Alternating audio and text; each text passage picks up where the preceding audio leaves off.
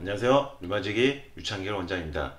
오늘은 저에게 질문을 보내주신 어느 류마스 환자분의 질문에 대한 답변을 드리겠습니다. 어느 날 일어나 보니 엄지손가락이 부어있고 아팠습니다. 시간이 지나면서 다른 손가락 마디도 어디 문에 찍힌 것 같았는데 보니까 정형외과 검사 결과 류마티스 진단이 되었습니다. 류마티스 관절염 초기 증상 중에 손가락이 갑자기 퉁퉁 어느 날 아침에 부어 있더라. 그리고 문에 부닥치거나 어디 충격을 받지도 않았는데 손가락이 관절들이 붓고 아프고 염증이 생겼더라. 류마티스 관절염이 시작되는 상황의 전형적인 패턴이죠. 옛날부터 뼈가 약한 편이고 이 뼈요, 이 골 밀도 자체가 나이가 어릴 때도 약한 분들이 간혹 있어요.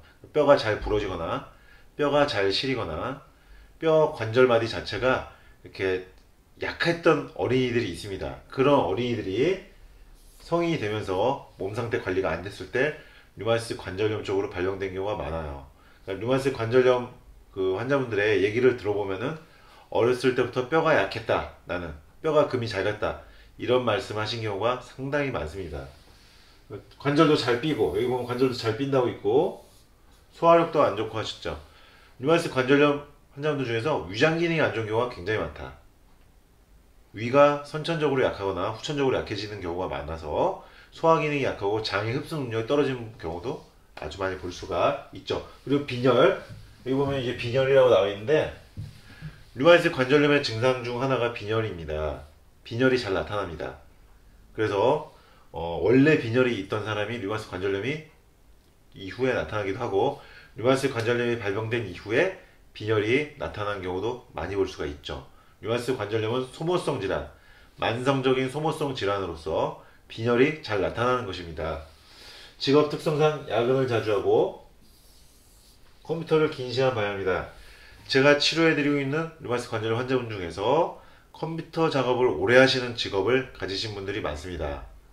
그러니까 컴퓨터 앞에서 어떤 작업, 뭐 디자인이라든지 프로그래머라든지 어떤 긴 시간 컴퓨터 작업을 하시는 여성분들 중에서 류마티스 관절염이 발병한 경우를 많이 볼 수가 있었어요. 아니면 출판사에서 어떤 컴퓨터 작업을 하신다든지 이런 식입니다. 야근을 자주 한다. 이 컴퓨터 작업을 많이 하시는 분들의 특징이 야근을 많이 한다는 거예요. 늦게까지 근무하거나 퇴근이 늦고, 그리고 이분은 새벽 2, 3시에 잔다고 했네요. 컴퓨터를 오래 해서 그런지 목과 어깨가 아프고 뒷골도 잘 당긴다. 야근도 잦지만 술도 자주 마신 편이다. 야근을 하게 되면 또 문제가 끝나고 회식이 이어져요.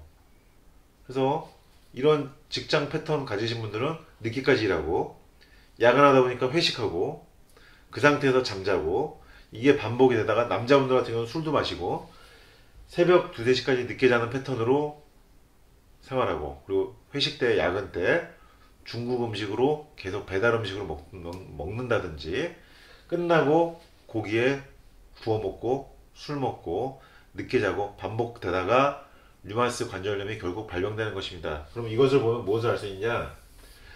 류마티스 관절염이 발병되는 그 상황들을 쭉 돌이켜 보면요, 그것을 수정해야 되는 것입니다. 류마티스가 나으려면 발병 전에 했던 행동 패턴, 음식 섭취 패턴, 수면 패턴 등 생활 습관, 음식 습관을 고쳐야 된다는 뜻이에요.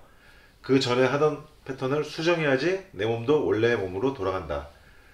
그래서 류마티스 관절염이 나으려면 무슨 약을 먹는 것도 물론 중요합니다만은 본인이 발병하기